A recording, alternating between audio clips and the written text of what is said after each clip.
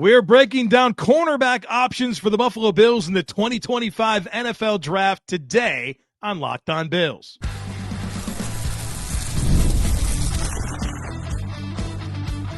You are Locked On Bills, your daily Buffalo Bills podcast. Part of the Locked On Podcast Network, your team every day. What's up, Bills Mafia? It's Joe Marino, author of the Herd Mentality Substack, co-host of the Locked On NFL Scouting Podcast, co-host of the NFL First Read Podcast, and I'm your host of Locked On Bills.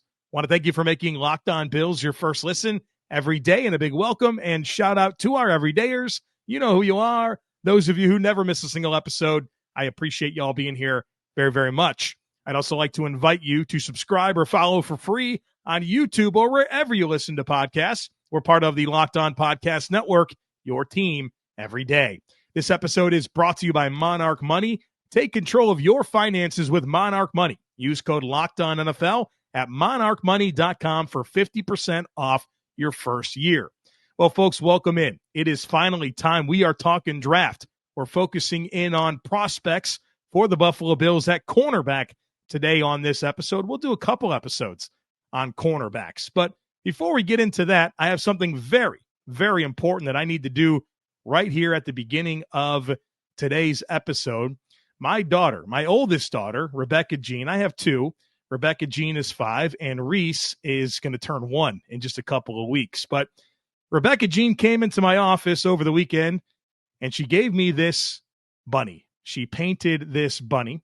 It's a wooden bunny, and lots of different colors on it. And she put my name on the back. She put my actual name, Joe, on the back. And she said, "Daddy, make sure that you show the people that watch your podcast the bunny." And so I wanted to make sure that I showed the people that watch my podcast this bunny that Rebecca Jean painted for me. All right. And we'll put it behind me. We'll have it hang out on the shelf behind me for the Easter season. All right. So with that out of the way, it's time to talk draft. And folks, my background in football media really is the NFL draft. 2013 was my first draft cycle with published work, and I went full-time in draft media in 2017. And I recently transitioned full-time into the Bills space. For a long time, I was full-time draft, part-time Bills, and a couple of years that shifted to full-time Bills and part-time draft. But there's obviously always been a huge draft emphasis for my work, and I'm excited to bring some of that to you here in the next few weeks as we get ready for the 2025 NFL Draft. And obviously, I still do the Locked On NFL Scouting podcast. There's a draft element to that show, and so I'm excited to start to bring you some of that insight for this draft season, but specifically from a Bills angle. These conversations are Bills-centric, and so if you've been listening to the podcast over the last few years, you know kind of what we do. We create the Bills 2025 draft board.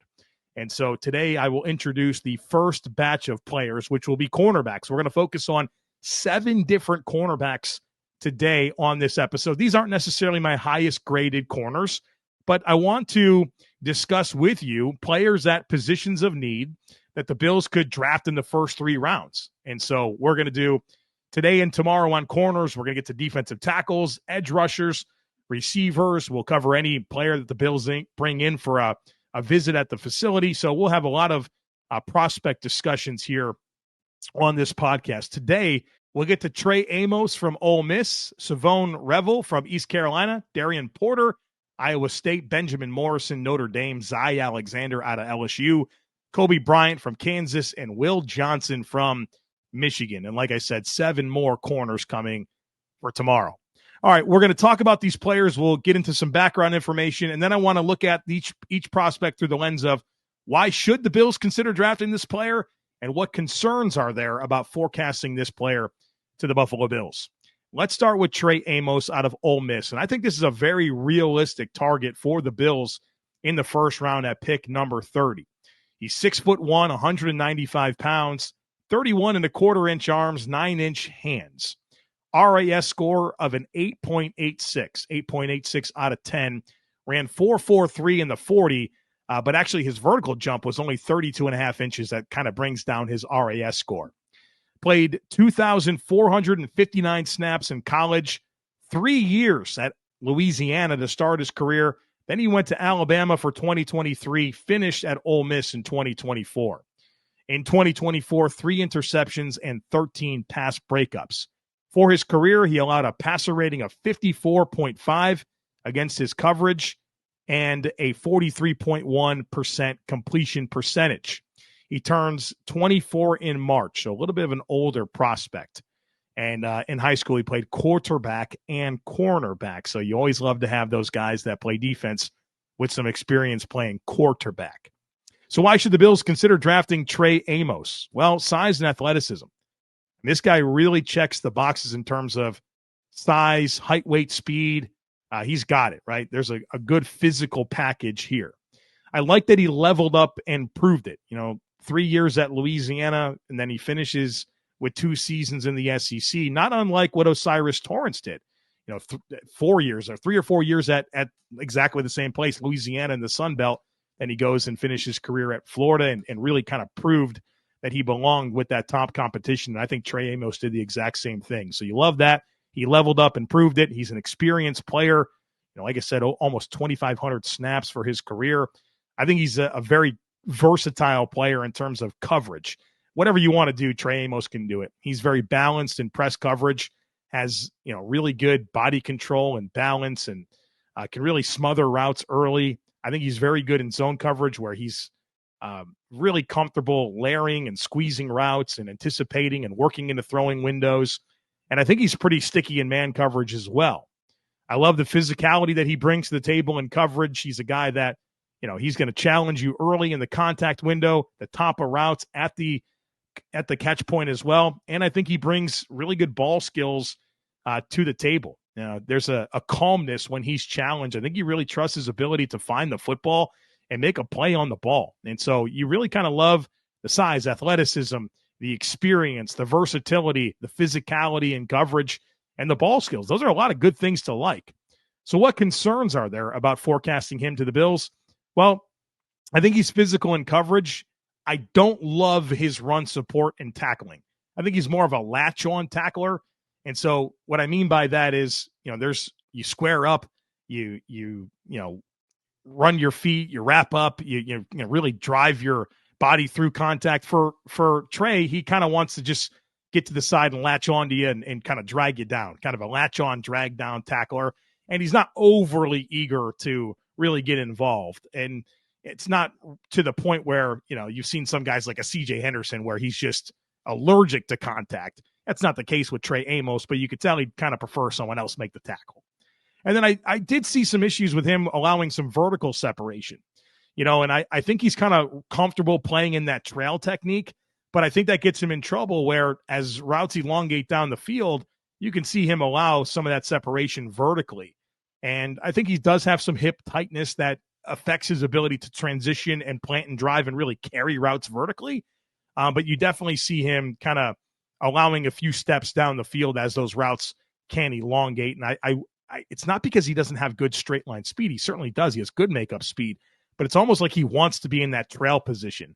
And that's something that obviously he'll have to correct or, kind of figure out what it is that's allowing him to give up that separation down the field. But he's a guy that I feel comfortable exactly where the Bills are picking, late first, early second round. I think that's the right window for Trey Amos. And I think he can come in and be an early starter for the Bills. Like I said, experienced player at multiple levels of college football. And I think he checks a lot of boxes and would be what I would consider a very good first-round selection for the Buffalo Bills. All right, folks, we're just scratching the surface. 6 more players to get to. Some really intriguing guys coming up here on the other side of it. Be sure to stick with me. You ever check your bank account and wonder, where did all my money go? Between dining out, online shopping, and entertainment, it's easy to lose track. That's where Monarch Money comes in, your personal CFO giving you full visibility and control over your finances. Monarch Money isn't just another budgeting app. It's a complete financial command center. You can track all your accounts, investments, and spending in one place so you can stop just managing your money and start building wealth. The insights are surprising. When I started using Monarch, I realized just how much I was spending on food delivery. Now I budget smarter and save more. Plus, the convenience is awesome. Instead of juggling multiple apps, you can just use Monarch to check your finances, track spending, and even plan long-term goals. Plus, it's easy to collaborate. Managing money with your partner is smoother than ever. You can track shared and personal accounts, set goals, and stay on the same page without the stress. So take control of your finances with Monarch Money. Use code LOCKEDONNFL at monarchmoney.com for 50% off your first year. That's monarchmoney.com, code LOCKEDONNFL for half off your first year. March Madness is here, and FanDuel is giving you the chance to get in on the action like never before. Right now, new customers can get $200 in bonus bets when your first $5 bet wins. That's $200 extra bucks to use on everything from buzzer beaters to Cinderella stories and even who's cutting down the nets. I love to pick my favorites. I got my eye on a few underdogs this year, and FanDuel makes it easy to back them with spreads, totals, and game props. Plus, you can stay in the action with tournament games happening almost every single day. There's always something exciting to bet on. Plus, it's easy and fast. The FanDuel app is simple to use, and when I win, I get paid instantly. There's no waiting around. So visit FanDuel.com and get in on the college hoops action all tournament long.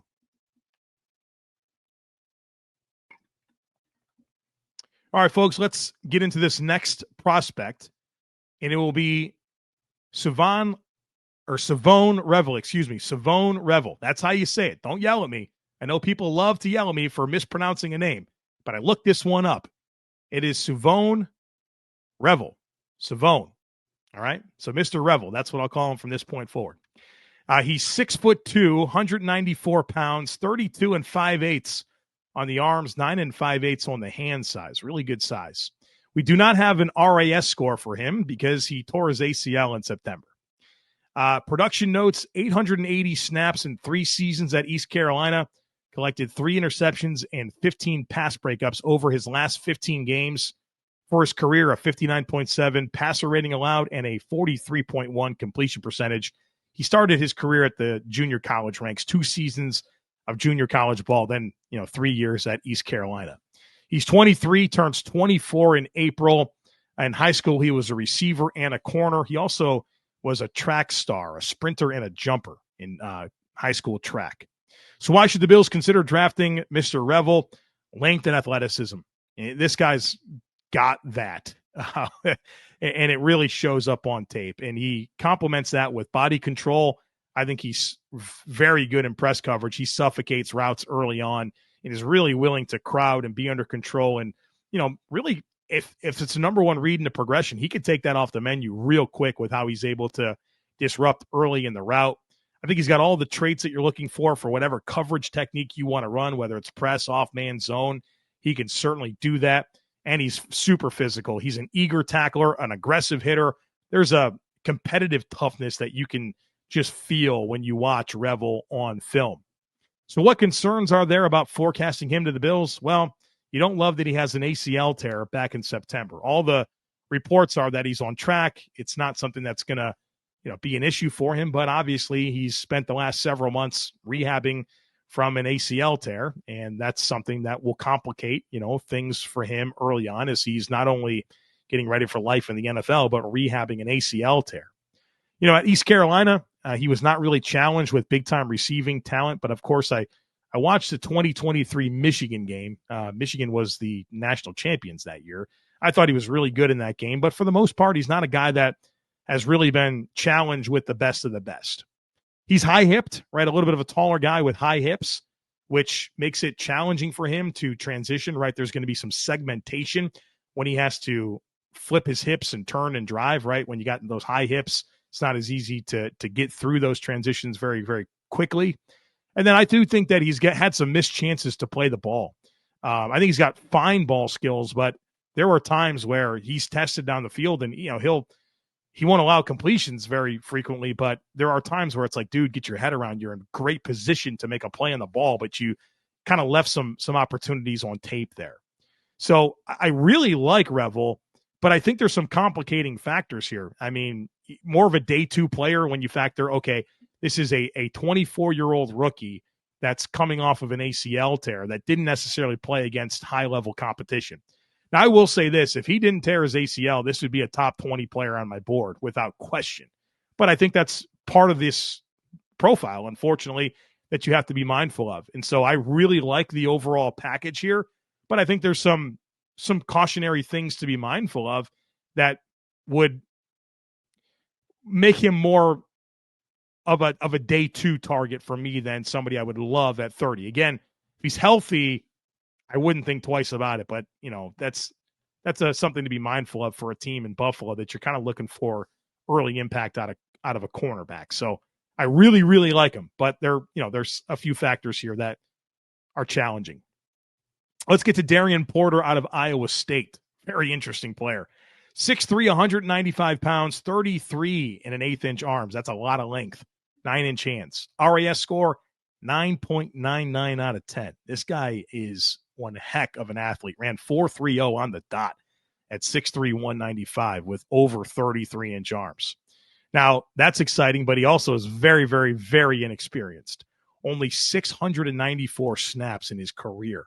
367 coverage snaps for his career. That's it. Only 7 career starts at cornerback. Allowed a career completion percentage of 49%, passer rating of 57.7, 3 career interceptions, and 6 pass breakups. He turned 24 in January, so a little bit older as well. Old and inexperienced is not necessarily a great combination. Was a big-time track star, 2-time state champion in the 400 meters in high school, and he also played wide receiver and was a kick returner in high school.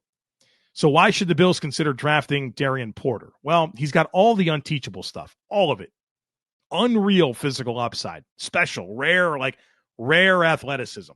And it leads to playmaking. He didn't play a ton, right? Only 694 snaps, but you see him make plays on the ball that you watch it and you're like, that is a special athlete. Some of the tackles that he makes where, he's just got so much radius, so much short area athleticism and tackle radius that ball carriers just have nowhere to go. And you can just feel that athleticism. It's like special on tape for sure. And then on special teams, like he doesn't play a ton of defense, only 7 career starts in his final year. He's at Iowa State for 6 years. But a lot of special teams impact as a gunner, as a guy that's blocked a lot of kicks and field goals. And it's because there's length and athleticism that just leads to playmaking. And you can just feel it. Like even when he's wrong, he can be right? Just because of that recovery athleticism that exists. And of course, the length as well. It just really increases his overall margin for error. And he kind of fits the Bills mold in a sense where, the Bills are very willing to kind of bet on traits, guys that maybe are not finished products, but have a lot of that unteachable stuff that, you can unlock the whole package. You can get a really special player. And I'll also say this for a guy that is not very experienced, his awareness in zone coverage is pretty impressive. Now, that's pretty much what Iowa State ran. They didn't run a lot of man coverage from what I watched on tape, but the zone instincts were pretty strong.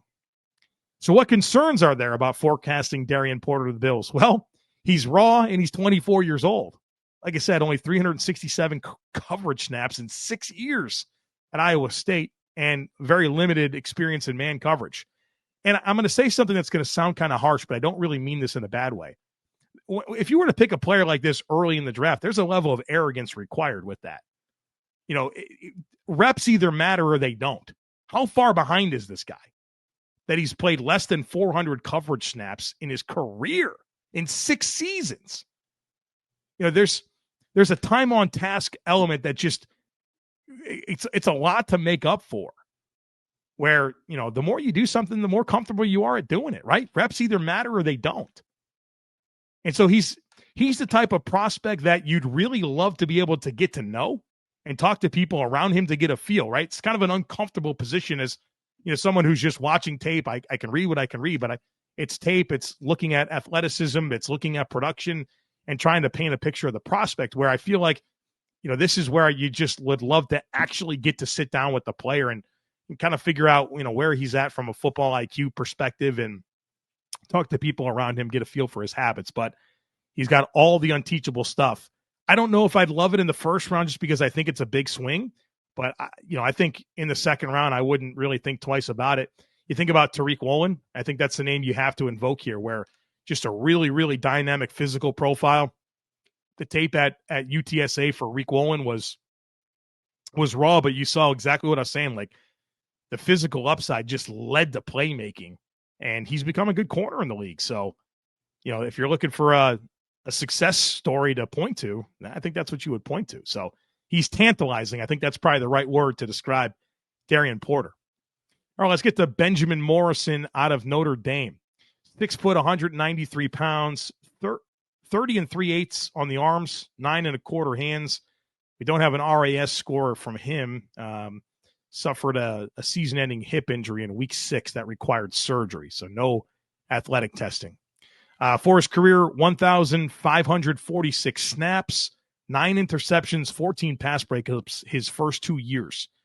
For his career, he's allowed a 45.7% completion percentage and a 44.1 passer rating. He's a younger guy. He actually just turned 21 in March, so younger player. So why should the Bills consider drafting Benjamin Morrison? Well, I think he's a smooth and controlled technician. Very good understanding of angles, understands leverage, and that's football, right? Angles and leverage. Can you execute and understand those things? And I think that gives you an upper hand. And so I think he combines a good feel for coverage, for angles and leverage, with being a very controlled technician in coverage. I think his ball skills are really, really strong. I love him at the catch point. When he's challenged and he's in phase, he's got a really good feel for timing to disrupt and really get into that catch point. I think he's got a great feel for zone coverage, understands route combinations. He can squeeze routes, layer coverage. And like I said, the ball skills, when you kind of combine that and his ability to work into those throwing lanes, it really, really pops. Plus, he's young and experienced. So you like kind of the overall package there. Young, experienced, technique, controlled, ball skills, instinctive. It's nice. What concerns are there? Well, that's unfortunate. There are concerns, because it probably sounds like I just described the first-round prospect. Well, the hip injury is not a great thing. So you're talking about a guy with a season-ending hip injury that required surgery, and I think overall he's got very modest physical upside. He's not the biggest or the longest, 193 pounds. That's okay, but sub 30 and a half inch arms. He doesn't have a ton of length. And I don't see a very dynamic, quick-twitched athlete on tape, right? So I think you're just kind of missing some physical upside here to complement the technician that he is, but you're also thinking about a hip injury as well. Missed tackles are definitely an issue. That shows up on tape. I don't really love his ability to play off contact and run support and tackle. And I think those are things that are probably below average traits for him. And I think overall this valuation is tricky, because there's plenty of good, right? I outlined a lot of good things. There's also some very concerning things as well. And so that, from a valuation perspective, I think that creates for a challenge as to, like, when's the right time to pick him? When is the risk worth it? Because I think that there's a lot of variance here, just based on where that hip is at, where the real physical upside is. Can he be more physical and run support? But I like a lot of the coverage stuff. So kind of a mixed bag when it comes to Benjamin Morrison. Probably somewhere on day 2, but you'd want to feel good about where that hip is at. All right, on the other side of it, we're talking Zai Alexander, Kobe Bryant, and Will Johnson out of Michigan. That's a special player. We'll get into all of that here on the other side of it, folks. Be sure to stick with me.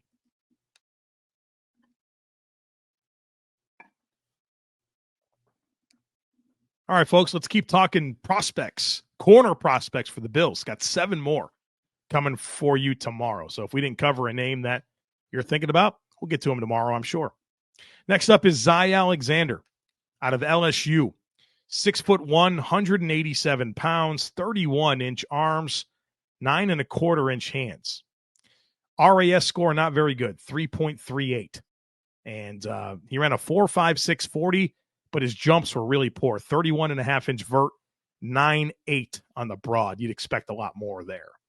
Production notes, 2,492 snaps for his career, 4 interceptions, 11 pass breakups in 2 seasons at LSU.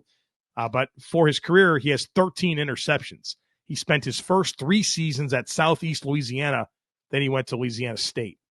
For his career, he's allowed a 52.9 completion percentage and a passer rating of 78, but his passer rating allowed in 2024 at LSU was 53.2. I was unable to find his age, so I don't know how old he is, but He did play 3 seasons at Southeast Louisiana and then 2 at LSU. So I guess he's probably 22 or 23. That'd be my guess. In high school, he played quarterback, wide receiver, and safety. Also played baseball. He did have an ACL tear in 2023, but had an excellent season in 2024, proving his health. So why should the Bills consider drafting Zai Alexander? Smooth and controlled technician. Yeah, he's a guy that, from a technique perspective, if you just like all the fundamentals of corner technique, you're going to find it in Zai Alexander. He trusts the leverage of the coverage. There's a high football IQ. It's evident when you watch Zai Alexander. Extremely anticipatory player. He's instinctive. He doesn't find himself like chasing or reactive. He's very, very anticipatory, knows where he's supposed to be, and gets there. Excellent ball skills. The timing, the technique is textbook at times.